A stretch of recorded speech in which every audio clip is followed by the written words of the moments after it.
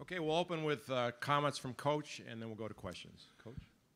Well, just want to first of all thank the Fiesta Bowl committee, everybody involved with it. I think they did an outstanding job this week, and just great host. And Tostitos was outstanding as far as what they've done with the team. And you know, we had a good week here, and looking forward to the competition on tomorrow as far as the game's concerned.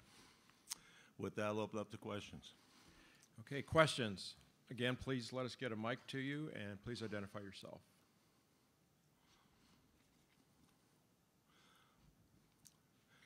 Down here in the front row to the left. Coach, what's this game mean to you personally? You've been through a lot of trials and tribulations in your career. Early in your career at UCF, fans were not happy with you. What does this mean to you? Well, you know, I don't worry about whether people like me or not. It's never been a big item in my agenda. But I tell you, as a coach, I've been at this now. This is my 46th year, and at all the different levels. I think I'm happy for our players and the fan base that have been waiting to get to a game like this for so long. And we're still so young in tradition. That's the thing you look at. We really have only been playing Division I football since '97. So I think, you know, we arrived 10 years ago, and you know, each year got better in certain areas of the segments of the football team. And again, I think it's very difficult to get to a BCS game. Obviously, you have to have a good football team to get there. And I think this year was a culmination of a lot of good things happening to the team. Not every game was always pretty, but every game that we went out for 60 minutes, ended up winning the game. That's what's important.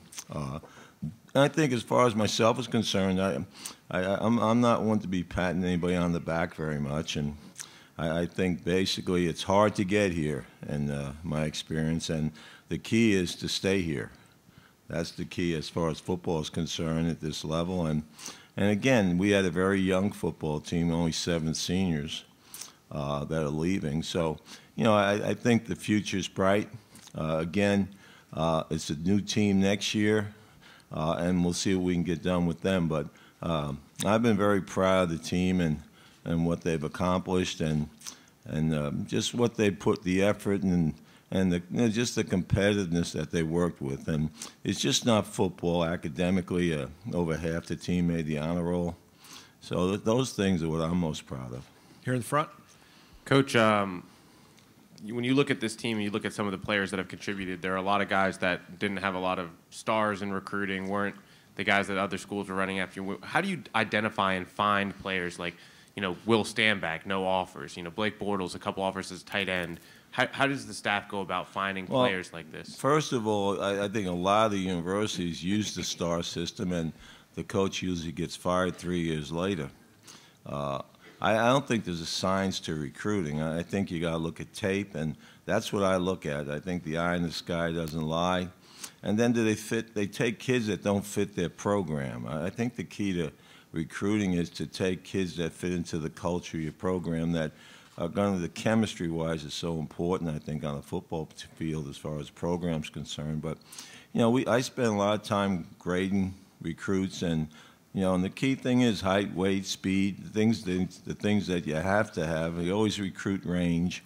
And I think the key as far as it's not what they've done in high school that's important.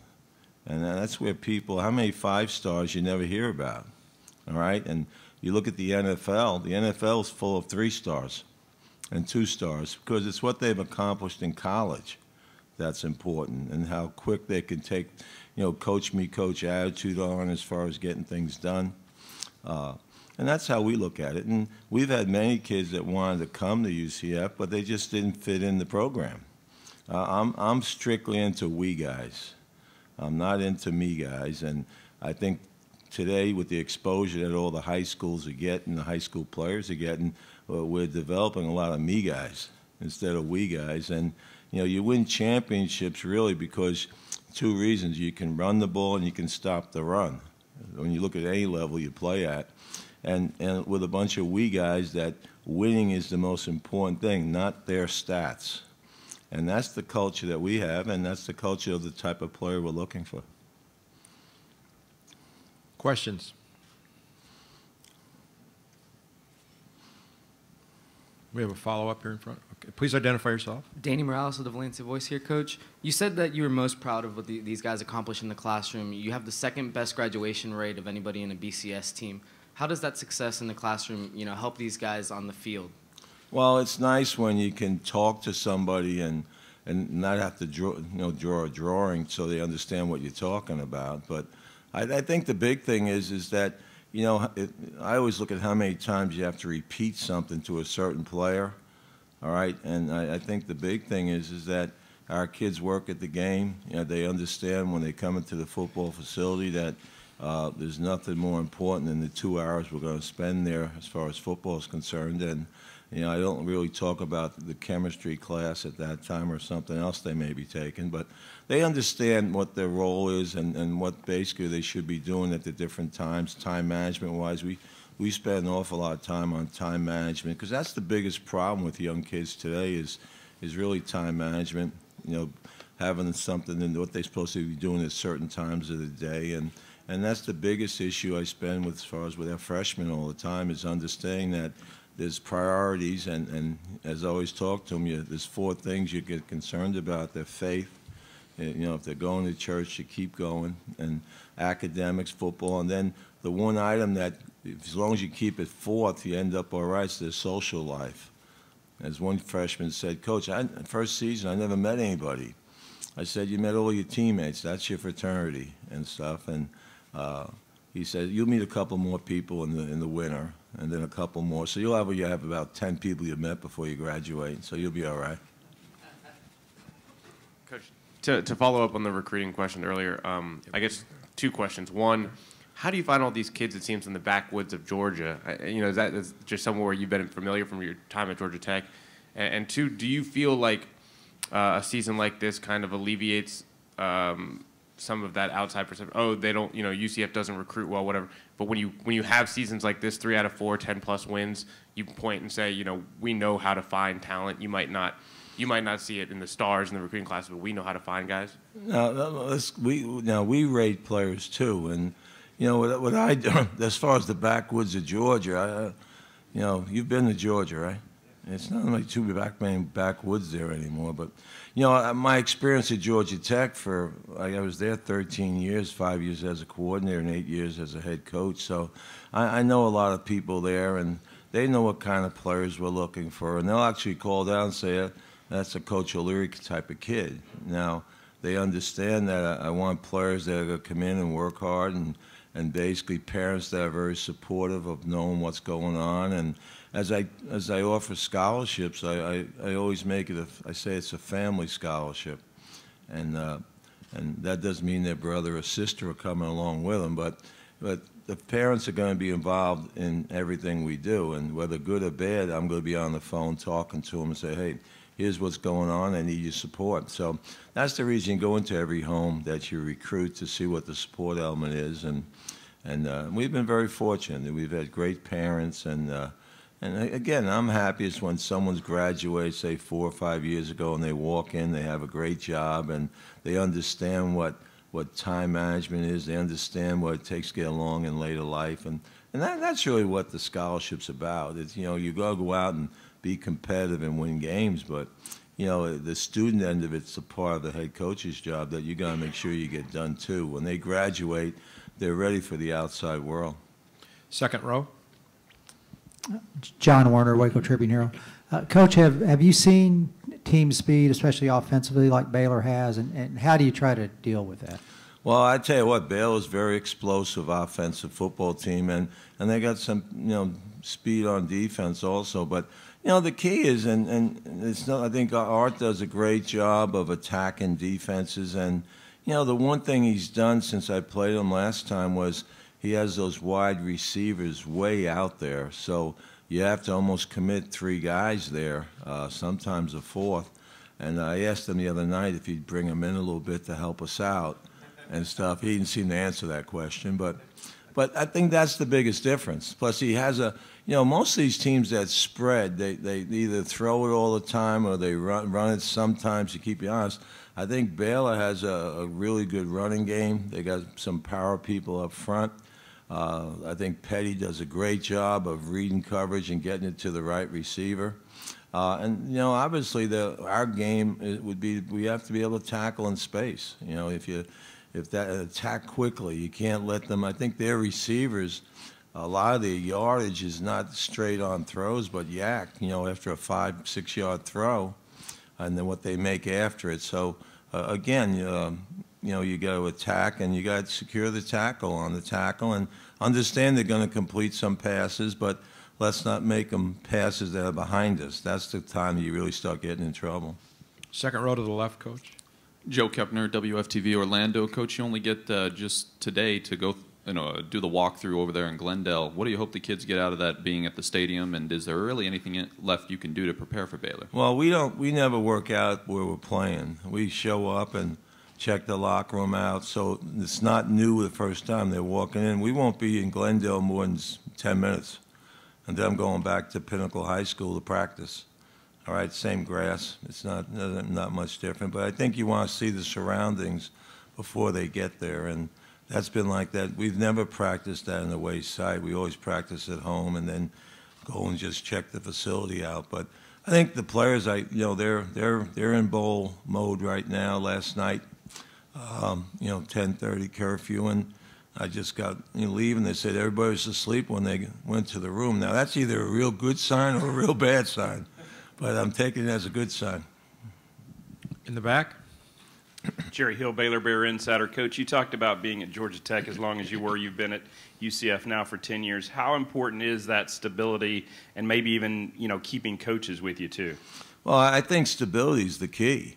I really do. I know that the difference, administration has changed since I first started. Normally you had, your coaches came up through the ranks and one of them took over the AD job, and he understood the pressures that are involved in being a head coach, and he understood the problems. And today I see more and more business ADs that, listen to sometimes the wrong ears, and, they're firing guys before they have a chance to really get the program under their feet and doing things the correct way. But again, I think that, when you look at the whole situation, it's changed. The game has changed. It's obviously it's a big space game now, 3 yards of cloud duster over. But, when you check the record books, whether it's the Super Bowl, whether it's the Division I championship, high school championship, it comes down to the same things all the time, all right?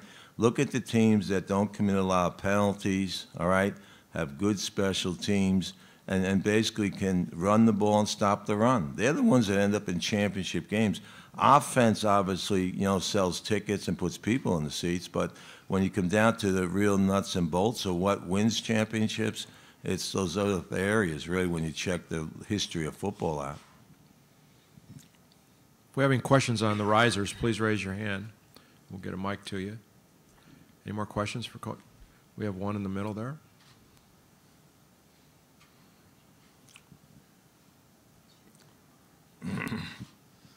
Joaquin Sanchez, Time Warner Cable News. Coach, you guys have so few seniors, but you found a way to win so many of these close games. What do you attribute that to? Coaching.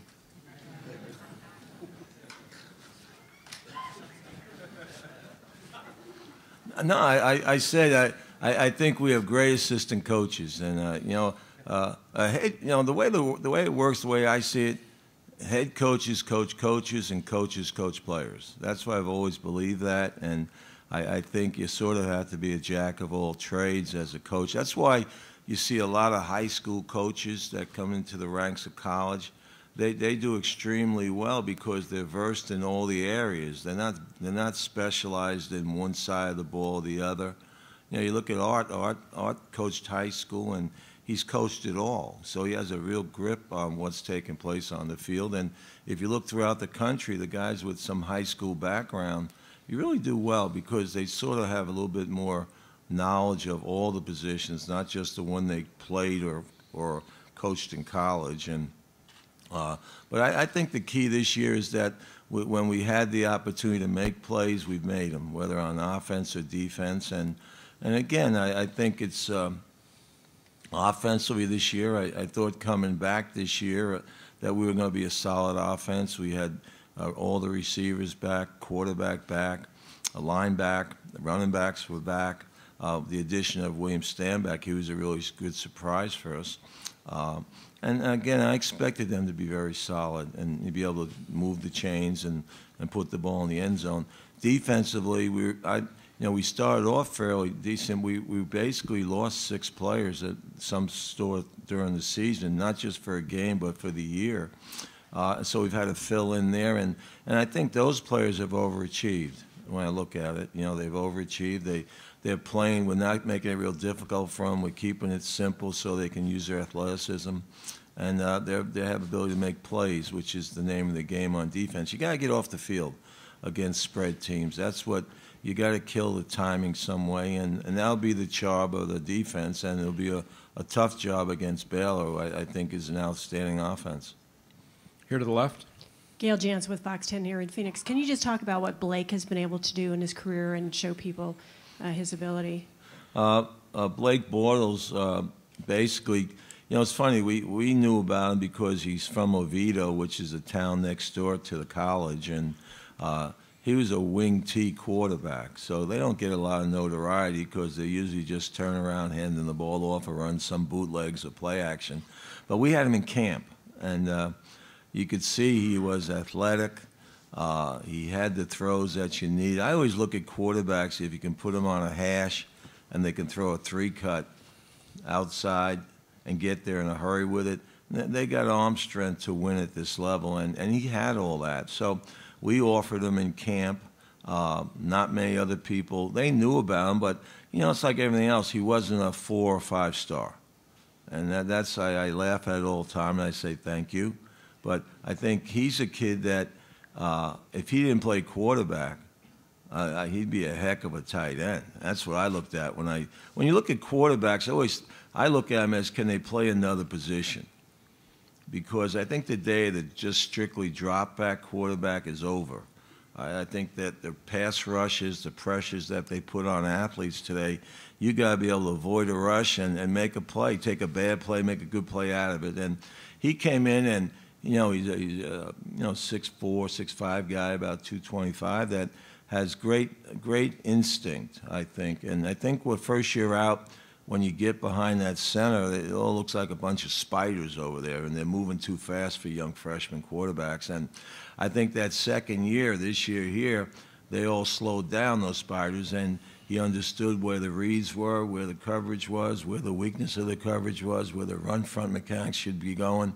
And I think that's what he's done. And plus, he's not a real, I'm sure you've met with him, but he's not a real high guy, low guy. He's always right in the middle somewhere. And I think that's basically why I don't elect quarterbacks captains. They are a captain already. That's what I look at.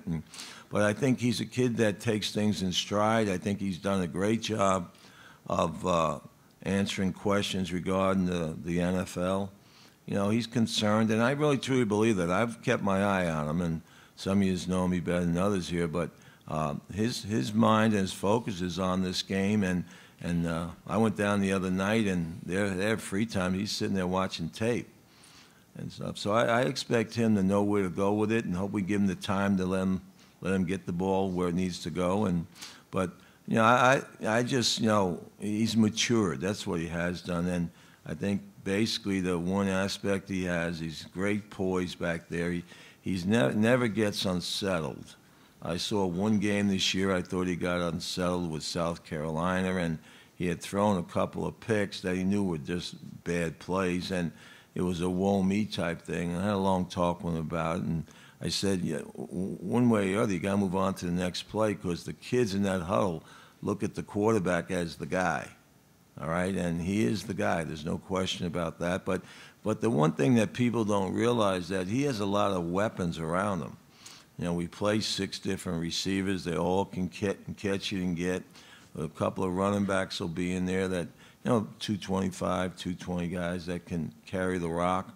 And the one thing is, and probably the most important thing offensively, has been that the front line offensively, that's one area that hasn't had any injuries all year.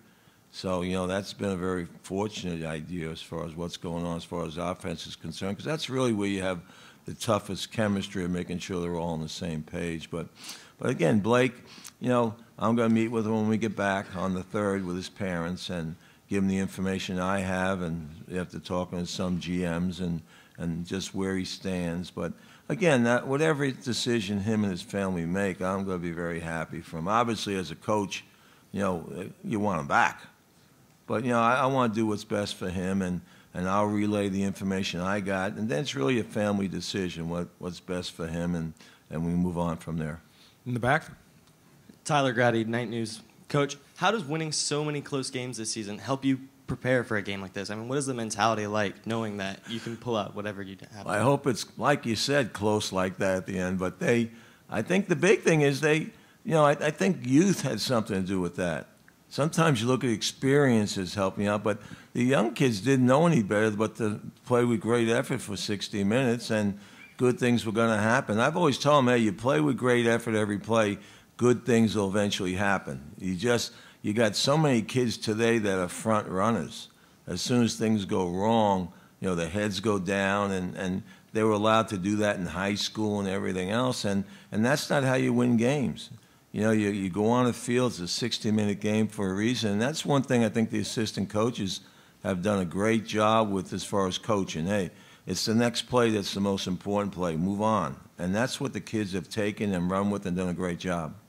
Here in the front to the left. Mike Bianchi, Orlando Sentinel. Coach, when you look at UCF's athletic budget, it's about half of what some of the teams you've beaten, some of the teams you play. Do you ever wonder what your program could be like if you had the budget that some of these other BCS schools have? Well, I'm sure the coaches would be fatter, but, you know, I'm not one to keep up with the Joneses. I think at UCF we have what we need to do to win.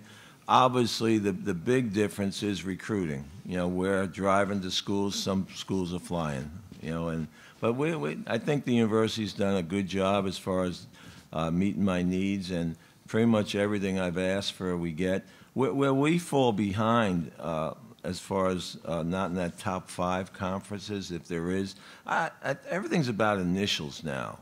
SEC, ACC, Big 12, it's all initials. There's about 2 or 3 real good teams in each conference.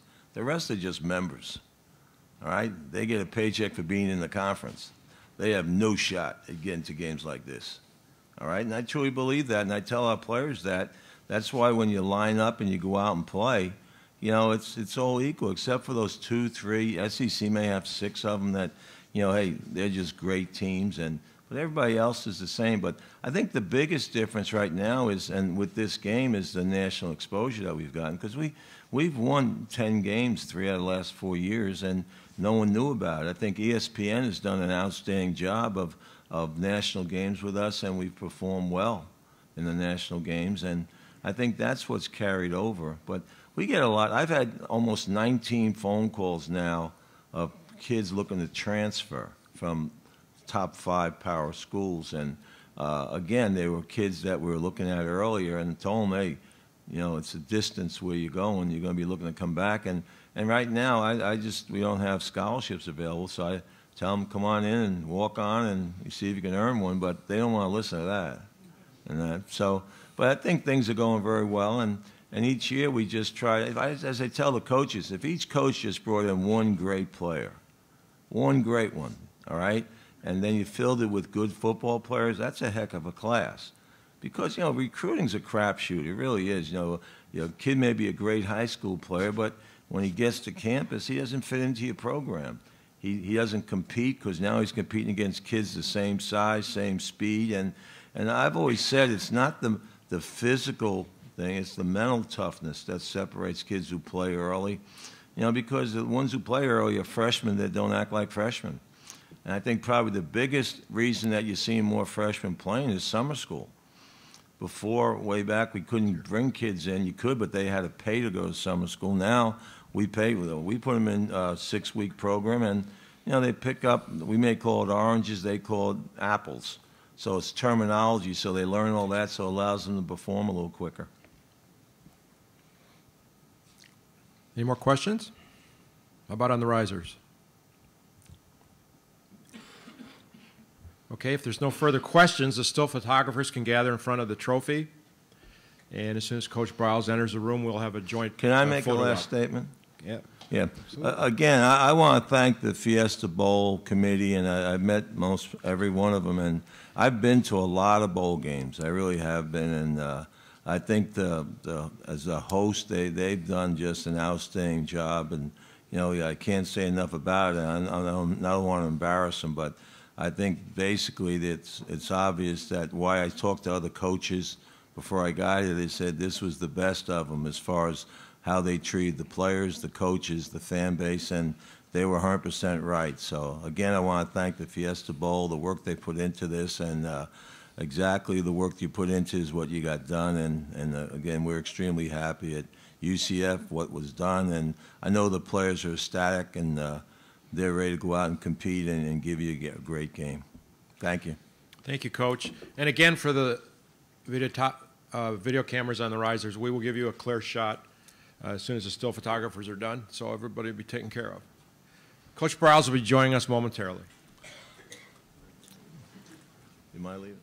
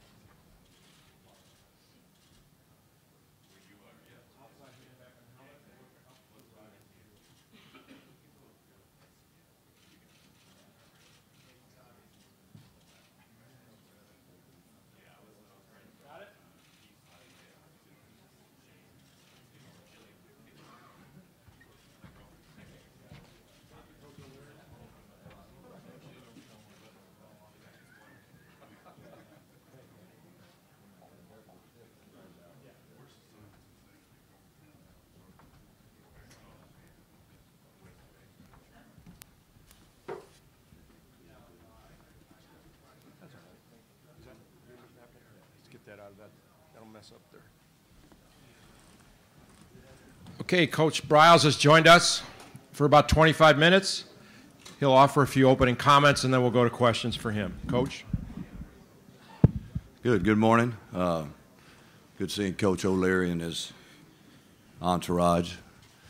Classy people, as always. I mean, you don't arrive at this state and in a program or survive as long as he has without having a certain amount of outstanding qualities, which he certainly possesses. So a lot of respect for him, a lot of respect for UCF, a lot of respect for the Valley of the Sun. I mean, an amazing venue, you know, gracious people, unbelievable weather, you know, which I don't know if y'all have control over or not, but it's pretty nice. And, you know, big time atmosphere. So we're just, you know, tickled to be a part of it, take a lot of pride, feel a tremendous amount of responsibility not only to Baylor but to the Big 12 and to the southwest part of the United States, or the southern part of the United States, to represent extremely well tomorrow night in the Tostitos Fiesta Bowl. Questions for Coach Briles? Please identify yourself and let us get a microphone to you. Let's start on the aisle over here to the right. Bryce Cherry, Waco Trib. Art, I was talking to Ian yesterday, and he said that he expects maybe more than 20,000 Baylor fans to be here for this game. I also saw on social media that there's a group of fans that plans to dress up like you with like long sleeve shirts. Bless their heart. Yeah. I mean, hey, that's going to be some bad looking fans in the stands there. Have you gotten a sense of maybe just how beloved you've become by Baylor fans? You know, not really. And you know, I don't think you pause to, you know, to ever feel that way, because, you know, that's not what it's about. I mean, quite honestly, for me or for any of our coaches, or I think, you know, for anybody in the profession. I mean, you're in it for the thrill and the ability to compete in an arena that's an equal playing surface every time you get in it. That's the thing I love about, you know, football and really any team sport. When you cross over the lines, everybody's equal. So I mean, that part of it's what drives me. You know, I'm very, very humbled and grateful, you know, for Baylor University and everything that they stand for and what we've been able to do as a football program. So that's going to come with it, you know. But I know we're going to have a great crowd. I've been out moving around this morning, and, you know, I was out last night at another hotel and, you know, saw the band and everything. So there's going to be a lot of green and gold in the stands. But those folks that are doing that, you know, if they want to dress up and look good, they need to pick out another person to emulate. Questions? In the riser in the back. Joaquin Sanchez, Time Warner Cable News. Coach, after such a long layoff, you've got such a strong and timing offense. Any concern that the layoff will slow you guys down a little bit, maybe at the beginning of the game? You know, I hope not. It has been a while. I mean, this has a first game feel to it. I think like most bowl games do. Kind of depends on when you finish up and when you play. But, you know, the thing that our main concerns are more with the special teams, you know, because that's an area that is always concerned. But anytime there's a layoff, you know, you add a little bit to it. So I think that's where it's at. I mean, the speed of the game is always something that is a little bit of concern when you're off, as you mentioned, you know, I don't know how long it's been, 25, 26 days. But, you know, we practice at a pretty high, you know, pace, pretty good tempo in practice. So that part of it actually should not be, we don't feel like will be an issue. Questions? Raise your hand. We'll get a mic to you. Back at the riser again. Peter Nugent, KCN and Waco. Coach, just want to get your thoughts real quick on what the new stadium does for you and the program, and how it will help you continue to grow and recruit. You know, it's already helped tremendously. And the great thing about our stadium is that, I mean, you can build a lot of stadiums, you know, across the nation, but, you know, the thing that's unique about ours is we can put it on I-35 in the Brazos River. And there's, you know, they're saying 42 million people this year, so I'm saying in 2 years it'll be 44 million, you know, that pass by there every year that are going to look over and see, I guess at this time, Drayton McLean Family Stadium. And I'm not sure about the name that they decided to go with. I just know that Drayton's name is going to be on it, and deservedly so, you know, because he's been a driving force on that stadium for about the last 4 years, him and, you know, a few other people that are involved in Baylor. So that's a big deal, you know. If you get a kid a choice between, you know, driving, I guess in this day and age, a 2003 car or a 2013 car, he's probably going to choose the 2013. So it's a good thing to have a new stadium up, ready to go. Questions in the back on the aisle? Jerry Hill, Baylor Bear Insider. Art, I talked to Coach O'Leary about it, the coaching stability. He was at Georgia Tech for a long time. He's been at UCF for a long time. You've had your staff together for a long time. How important is that coaching stability to success? It's critical, Jerry. I mean, as you know, I mean, the great thing about having guys that have been together for a long time, which, we've been forcing on, especially the offensive side of the ball and defensively, we're getting that way, with Phil and them, being there the last 3 seasons, is that, players don't walk around on eggshells. I mean, they know what they're going to get before they get it. They know how they're going to be treated. They know how, they're going to need to respond when, they're called out to do something. So that's very comforting, not only to the coaches but to the student athlete. And, I've always felt like consistency is the key to success. A lot of people will flash, they'll drive, they'll commit, they'll flow, they'll go for a little while, but then they'll change, they'll burn out, and they'll lose their drive. So, I mean, I think as long as you keep a strong, consistent effort, to do things the same way at the same, drive and determination and tempo, with your intellectual ability, and then let the physicalness follow, then you got a chance to have continued success. Second row. John Warner, Waco Trib.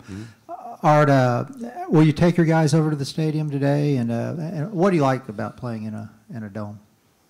Well, to answer the first question, no, we're not going to do it because it's a little bit of a drive. It's about a 40-minute drive, and we have a pretty busy day, with a walkthrough, and then and actually I don't think you can walk through at the stadium. I think you can just go there and look, if that's correct. But Kelly, is that right? I mean, I've been told you can't actually walk through it, so right? There's no reason to go do that. We'll get there 2.5 hours before the game tomorrow, and our guys will get to walk around on it. Then I believe they pull the turf out and put it back in, roll it back in today or tomorrow. But we won't do that. And then what was the second part? Yeah, I mean that to us is we feel like we really like it. Anytime we can play in an enclosed environment where we don't have to worry about the wind and the weather, we feel like it's a big plus for us. To the left, Coach. Mike Bianchi, Orlando Sentinel. Coach, the Washington Redskins job is opening. Your name has been mentioned. Have you had any contact with them, and has the NFL piqued your interest at all? Kelly's got my phone. I don't think I've got a missed call from Dan Snyder, do I, Kelly? Okay, no, I don't. So, it's all speculation and rumors, just like some other things that are out there, and that's all they are. I haven't had any contact with anyone collegiately or NFL. My total focus is on winning this football game, being a Baylor Bear for a long time. I've never deviated from that. The 6 years I've been at Baylor, I've never interviewed with anybody, while I've been there. So I love the job. I love where I'm at. I love the people that I'm involved with, and I feel very fortunate and humbled and privileged, to be at Baylor University. So that you can't control what other people say or do, but you can, live your life, and, the time always tells. So that's kind of the way that deal goes. But it's for Baylor, and I think for the Big 12, I think that's a plus, that people would seek out, one of our, contemporaries in this profession, in this league, at that level. But as far as interest in the NFL, if we're just being honest, which I like to be, I think the thing that would interest me would be our style of play at that level. That's the only thing that, that would attract anybody, I think, in a position that I'm in would be, the style of play, because I like how we play from a philosophical, schematic standpoint. I know the rules are different, limitations on the number of people available in a game, but to me that works an advantage. If they got 46 guys available, then there's going to be a few of them getting tired on one side of the ball. So that would be the only thing that would spark my interest a little bit on that end. But it's not something I would pursue. Third row. Lee Small, News Channel 25. Coach, what type of a message are you going to deliver to your team beforehand, before the game tomorrow? And is that something you think about ahead of time, or are you just an emotions guy when you deliver that? I always think about it without question. I think anytime in this day and age, if you open your mouth and talk, you got to feel like it's going to be repeated all over the world, regardless of what the situation is with the availability of people to have a phone record everything that's ever said. Yeah, I certainly think about it. And when you're talking about delivering the message, to me, our message is tonight in our team meeting. When you get in the locker room before the game, it's not as a structured and environment that you really have to really attention. Always have a real good team meeting before the game, which this is Friday for us. That's when I'll have a chance to address our seniors and tell them, how grateful I am for them, what they've done for this football program, going 4 bowl games in a row, winning the Big 12 championship. Our last game of the regular season, because it wasn't. Where were you from? I'm sorry. Earlier, and like I've been around, allows him to be successful. I'm a staff that would be happy for him, and that's the thing of the threat. Harder. I think it's in confidence and character and rungs. He didn't start up here. He started down here, and he's waited and he's worked and he's got up there. And a lot of times when you do that, which I think that's the way you do things, if you appreciate where you're at, it makes you very determined. It makes you very humble. It makes you very grateful for how you land up here on rung number 8. Which is about where he's at, And so for him to come in as a first-year starter after not playing for 4.5 years and to lead us to a Big 12 championship and have 31 TDs, 2 interceptions, and be the person that he is on and off the football field and get us to a BCS game, I think it's unmatched in the nation this year for a first-time starting quarterback. I can say that. Did Winston start last year? It's almost unmatched, this year for a quarterback in the nation, because he had a pretty good year too. Top riser. But we're proud of Bryce, without question. The back riser coach, please identify yourself. Sean Giggy, 254 Sports. Coach, obviously the BCS is going to be gone next year, and this was your last opportunity to get a bid into a BCS game, and you made it happen. Just what does that mean to you to before this system goes away, to be able to kind of make history and get here for the first time in the last year of the system? Well, it means it's great. When we got there before it's done, so that's a big deal because I don't know how long BCS has been in existence, maybe 13 years, 14. I mean, I'm not sure. Somebody I know knows, but that's all anybody talks about, in a program. If you're a Division 1A school, is being in a BCS bowl game or, making it to a BCS game. If you're in a non-BCS conference, you're talking about being a BCS bowl, BCS buster. So that's been the talk for at least the last decade. And, for us to be able to get in there to earn our way in there, because, you don't just go out and choose somebody and say, we want them unless you're an at-large, and if you're an at-large, then you're at risk. If you want to get in there, win your conference in a BCS conference, you're in. So that to me is the part that's important. I mean, we earned our way into it. Last year of existence, I don't know what we'll be saying next year, be one of the top 4. I mean, I don't know what the chance is going to be, but we'll figure something out. But it is a privilege and honor to be able to get in the BCS game, before it's all said and done. At least we made it. Here in the aisle, Coach. Price Cherry Waco Trib again. Art, you mentioned the seniors and the 4 bowl games and setting that standard. You guys are now sitting here at 11-1, chance to go 12-1, most wins in Baylor history. Has a new standard been set in terms of what is acceptable, what is what you guys want to accomplish? Without question, and you've been in our practice field, you've seen the sign on the side, and that's the thing we're proud of. We want to be the standard. I mean, the thing that we pride ourselves in is, no excuses, no complaints, no comparisons. I mean, that's our motto. That's what we go by. And, we're going to be who we are, and we're going to try to be the very best that we can be every day, regardless of what is happening anywhere else, because that's something we can control. And so I think the standard has been set. I think it's got set extremely high, which is extremely good in my opinion, because, I threw a quote out after our last game. I don't want to mess it up. Somebody told me it wasn't Michelangelo, but so I didn't know. I just believed what the guy sent me. But I love the quote because I think it fits. A lot of people, and myself included, sometimes you got to be careful. But I think it was something like, the problem is not that people aim too high and miss. It's that they aim too low and hit. So I love the fact that we set our standard, really up here, because the next goal for us and the next reach for us is to go undefeated, win the national championship, because all these others, we have to win tomorrow night. All these others have been accomplished, if we win tomorrow night. So, I mean, there's always something else out there, and that's what motivates you and keeps you going. Back to the risers. Oh, to the left. Okay. Steve Cook, Sikkim Sports. Baylor's been getting most of the press. UCF's kind of flown under the radar. Are you having to guard against overconfidence, or how are you reacting to being the top dog instead of the scrappy underdog? I got posed that before we left Waco 2 or 3 weeks ago, and that's never going to be an issue with us, Stephen. I mean, because of the way we feel, the way we act, the way we prepare, and the way we talk to each other. We're never going to feel like we're the big dog because, I mean, when you start walking around wondering who's looking at you, it's when you walk into a pole.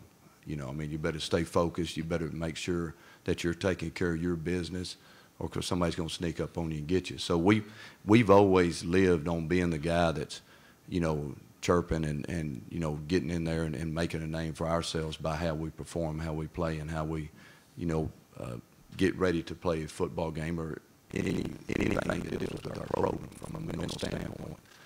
I don't feel like we're the big dog in this game. I mean, we could give a couple examples of, some upsets that have happened over the last 2 or 3 days. When you walk on the field, like I mentioned earlier, everybody's equal. They're a good football team. They've won 41 games the last 4 years. And like I said yesterday, I don't know if another team's done it maybe than Alabama. Now, I hadn't looked it up. I hadn't thought about it really other than just saying that. That's about the only team I can think of that's won that many football games in 4 years span in the last 4 years. So under the radar, on the radar, I mean, who knows? I mean, when you tee it off, you play football, you just see who's better. Pierre Jim from Casey and Waco. Just to kind of follow up on Rice a little bit. You've had 3 different quarterbacks in the last 4 years with all different kind of skill set from Robert and Nick. Can you just talk about what it's been like to coach 3 different kind of quarterbacks and why you feel they continue to just have the type of success they've had despite different skill sets? That's a great question. And we've been very, very fortunate. When I was in high school, we had 61 quarterbacks. We had Kevin Cobb, Casey Keenum, both great players, great quarterbacks, different skill set levels, and then you got RG3 and Nick Florence and Bryce Petty. I mean, once again, all different skill level sets. I mean, Roberts, he's a freak athlete. He can do anything. He's an X factor. And Nick, if you don't pull a book out here and ask for a word to be pronounced what the definition is, because he can tell you, he's literally going out of 650 people, in his high school. So extremely intelligent and extremely efficient, like I was mentioned earlier. And then Bryce is just a great combination of everything. The 2 or 3 things that really surprised me about Bryce, I'm not surprised, but that made me really feel comfortable was, and you never know if you're going to feel, because experience is something that, if you have all the money in the world, you can't buy it. You got to feel it, you got to touch it, you got to taste it, you got to have it. So once he got his experience, we got on the field with him. I saw how poised he was. I saw how much, character that he possessed as far as, being patient with people around him and understanding that, he's got to lead, but at the same time, he's got to help, which is something that's critical to that position, because, you have to have people, play with you as well as playing for you. And he's done a great job of mixing his personality with our team. And I think it's really paid off. But, all 3 of those guys are different people. It's a little unusual. In this day and age, to go 3 years in a row with 3 different quarterbacks, it's not something that, we like, or it's not something that we plan, but, it's worked out. And, hopefully, Bryce will have a great year again next year, and we'll have another one in 15. To the left, Coach. Leading Small News Channel 25. Coach, you have a couple of guys who are possibly looking at leaving early for the NFL with Bryce and League. How do you, not just their decision in terms of the specific player, but how do you go through any decision, whether it was Robert, looking ahead to the NFL and kind of evaluating that person's potential at the next level? Yeah, with Robert, I told him to go. I mean, because we knew he was at that time at least a top 10 pick, and we were talking, about this time 2 years ago, was right after we played our Alamo Bowl. So, if you're a top 10 guy, first rounder, go. I mean, I think that's pretty simple. I counseled with Cyril and Ahmad last year. Both of them contemplating maybe coming out. And both of them, I think they made a great decision coming back. I think it's starting to help both of them. Starting to help our football team. It's helped them as their draft status, without question. I think both of them have the position to be first rounders. Time will tell. We'll know next May, but or this coming May, what's today, 31st, we'll know, May gets here. And then these guys this year, I mean, we'll look at it after the game. Rice just mentioned that he's going to come back. I think it's a really good decision for him. I think he's NFL ready, but I don't know if he's NFL ready. I think physically he's NFL ready. With the number of snaps you got to take, like I mentioned yesterday, when they drafted a guy and they want to start. It's tough now. Walk in as a rookie and be ready to play, every snap just straight out of the gate. So I think the more reps he gets collegiately will certainly help him at the NFL level. And how old is Peyton? 42. I don't know how old he is. He's 38. He's not young. He's been around a while, and he's still very effective. So it's not like at the QB position, the lifespan's a little longer. So when you come in there, you play, you can go 10, 12 years, and take care of yourself, have a great career. With Lake, we'll talk to him when it's over. I still think he's got a lot of growth that would certainly benefit him by staying